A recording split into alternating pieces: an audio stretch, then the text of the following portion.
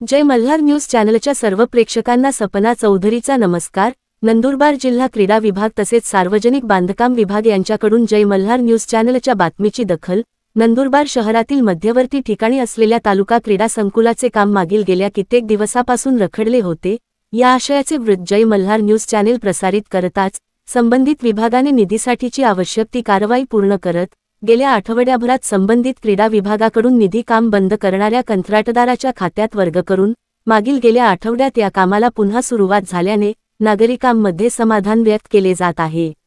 निधी अभावी नंदुरबार तालुका क्रीडा संकुलाच्या ठेकेदाराने चक्क कामच थांबल्याचा प्रकार समोर आला आहे।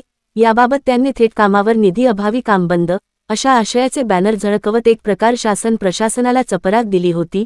गेल्या अनेक वर्षापासून रखडलेले हे काम अवघ्या काही दिवसांपूर्वी सुरू करण्यात आले होते, मात्र काम सुरू होऊन एकही बिल न मिळाल्याने ठेकेदाराने काम बंद केले होते।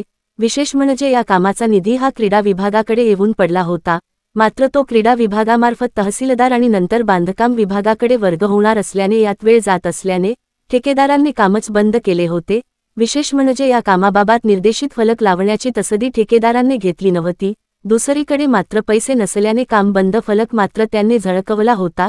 याला थेट बांधकाम विभाग व क्रीडा विभागाचे अधिकारी जबाबदार असल्याची चर्चा सध्या शहरात रंगली होती। प्रशासनाने याबाबत गंभीर दखल घेत क्रीडा विभाग आणि सार्वजनिक बांधकाम विभागाने निधीची पूर्तता करीत मागील आठवड्यात हे काम सुरू केले असून तसेच ठेकेदाराने ही कामावर काम करीत असल्याबाबतचे बोलही झळकवले आहे व काम देखील तातडीने सुरू केल्याचे दिसून येत आहे।